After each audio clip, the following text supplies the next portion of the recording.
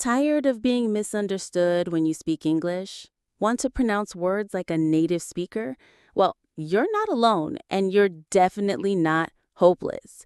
Today's episode is going to fix that. We're giving you the ultimate guide to English pronunciation. And when we say ultimate, we mean it. We're going to talk about why pronunciation matters, what most learners get wrong, and how you can start sounding clearer, more confident, and more natural. So grab a notebook, get comfortable, because this episode is packed with real examples, practice strategies, and a little motivation to keep you going. 1. Why pronunciation is so important. Let's start with the basic but powerful truth.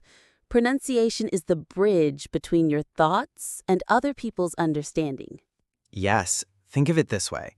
You may have the right words in your head, but if they come out in a way that people can't understand, the message gets lost, and that can be really frustrating. And let's be honest, people do judge you based on how you speak. Clear pronunciation can make you sound more professional, more educated, and more trustworthy. And not only how they see you, but how you see yourself. The moment you realize someone understood you without asking what, you gain confidence. That confidence grows, and then speaking English becomes fun. Exactly, that's the goal. Not perfection, but clarity and confidence. Number 2, mastering the basics. Now let's go into the foundation, the stuff no one tells you in school. First up, phonetic symbols. Ugh, you mean those weird letters in dictionaries?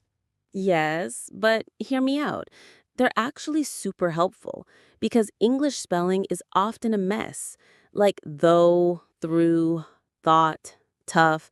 They all look similar, but they sound totally different. That's where the IPA, International Phonetic Alphabet, comes in.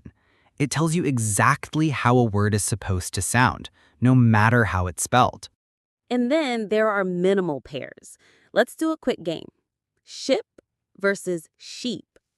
Bit versus beat. Cap versus cup. They look similar. One sound changes everything. Practicing minimal pairs trains your brain to hear the difference, and your mouth to say it right. It's boring at first, but it works. It's like going to the gym for your tongue. Number 3, common mistakes learners make with pronunciation. Number 1, vowels. Yep, English has more vowel sounds than most languages. For example, bit, beat, bet, bat, but, boot, book, bot. All different. And that's just with B plus vowel plus T. And don't get me started on consonants. TH is the classic one. People say "sank you" instead of "thank you," or "this" instead of "this." It's hard, we get it. Some of these sounds don't even exist in your native language. But if you don't practice them, your message might change. Imagine saying tree instead of three in a bank. You might confuse the cashier. And then there's intonation and stress. See this out loud. I didn't say he stole the money. Now try, I didn't say he stole the money. The meaning changes, right? So much of English meaning is in how you say it, not just the words. That's why pronunciation isn't optional, it's essential. Number 4, practice techniques that actually work. All right, let's get into the juicy part, how to practice. First, active listening. Don't just hear English, listen to it. Watch interviews, TED Talks, Netflix, and pause often. Repeat what they say. Notice the rhythm. And second, repetition. See the same word or sentence 10 to 15 times. It's boring, but that's how your muscles learn. Next, shadowing. This is gold. You listen to a sentence and immediately repeat it, trying to match the speaker's speed, tone, and intonation. Try this with someone like Emma from BBC Learning English. Or even better, record yourself doing it. Exactly. Recording yourself is like having a personal coach. You'll hear your weak points and you can fix them over time. We're not asking you to speak like the queen, but we are asking you to care about how your words land on the listener's ears. Number 5, going further, advanced strategies. All right, what if you already know the basics and you want to level up? Then you need tools. Apps like Elsa Speak or Pronunciation Coach, or even Youglish, where you hear words used in real sentences by real people. You can also work with the tutor.